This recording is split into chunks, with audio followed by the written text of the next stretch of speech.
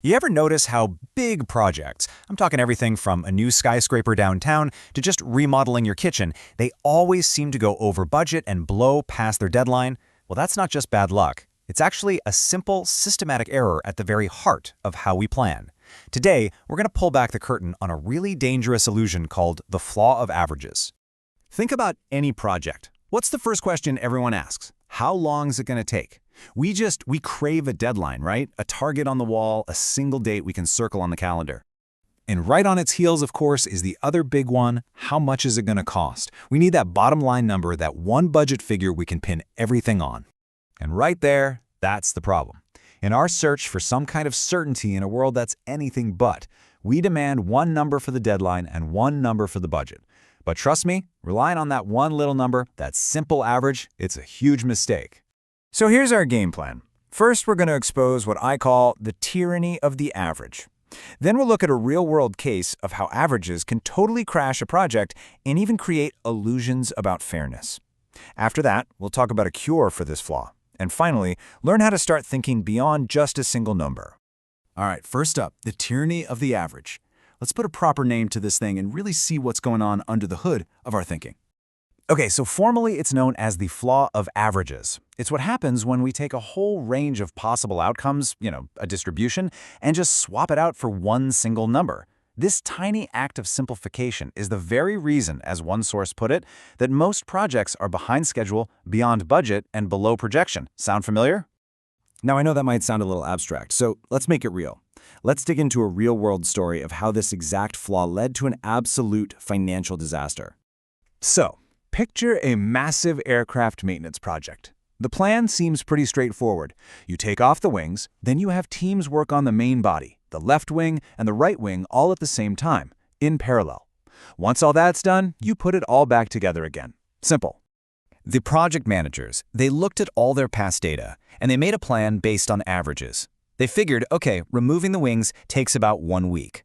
Then, those 3 parallel jobs, the fuselage, the left wing, the right wing, each takes an average of 5 weeks. Then, reattaching everything takes another 2 weeks. You add it all up, 8 weeks per plane. Seems perfectly logical, right? Wrong. And here is the absolute knockout punch. You can't start putting the wings back on until the very last of those 3 jobs is finished. I mean, think about it. If each one has a 50-50 shot of being on time, what are the odds of all 3 of them finishing on or ahead of schedule? It's like flipping 3 coins and hoping for heads every single time. The probability is 1/2 times 1/2 times 1/2, which is only 1 in 8. And that one little piece of math had a huge cost. The real project this example is based on was a complete catastrophe. The actual time to finish each plane was way, way higher than that 8-week guess. The firm lost millions of dollars. And yeah, 4 vice presidents lost their jobs over it. The big lesson here is that when tasks depend on each other, it's the delays that add up, not the averages. Now, this flaw doesn't just crash giant industrial projects, it also completely messes with how we understand important social issues, like pay equity. To get this, we need to do a super quick breakdown of 2 types of average. First, you've got the mean.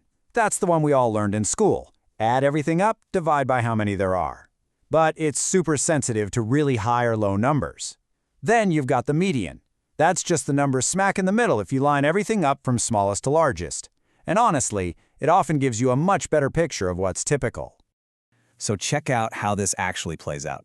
Imagine a department where the median salary for both men and women is exactly the same, say 50,000 euros. Looks totally fair, right? But what if one male executive earns a really, really high salary?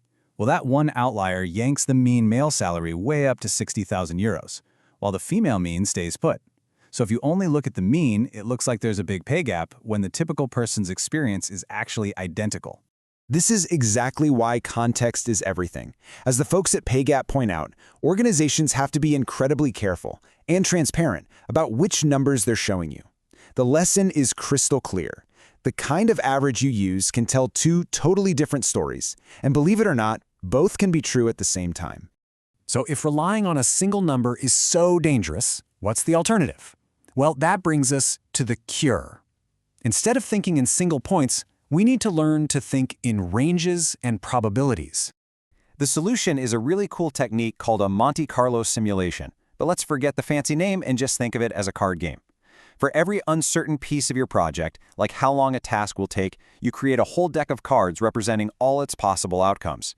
And this deck is weighted to reality. You've got cards for your best-case scenarios, your worst-case nightmares, and a whole bunch for the most likely outcomes. Then you just play the project thousands of times, drawing a random card from each deck to see one possible future. So, for example, in a construction project, the cost to build the main house is one deck of cards. The time it takes is another deck. The cost and the time for the remodel, yep, they each get their own decks too. Suddenly, you're not dealing with single, flimsy numbers anymore. You're dealing with the full spectrum of what could actually happen. And this is the payoff. Just look at this comparison. The original plan, the one based on simple averages, shows an 18-month timeline and a nice healthy profit of $100,000. But the reality, the one we see after running thousands of simulations, the average finish time is actually closer to 20 months. And that delay triggers an average late penalty of over $100,000, which turns that expected profit into a loss. The simulation uncovers the hidden costs that averages completely hide. You know, understanding all this isn't just about managing projects better. It's really about adopting a fundamentally new way of thinking about the future itself. The really cutting-edge thinking in this space is actually moving away from trying to predict one exact number. New AI models, like one called Learning to Place, don't try to guess how many exact copies a book will sell. Instead, they just learn to answer a much simpler, more useful question. Is book A likely to sell more than book B? It's about understanding relationships and rankings, not just chasing a single number. And this is why all of this matters, to you, to me, to everyone. Getting your head around the flaw of averages is like getting a superpower for critical thinking.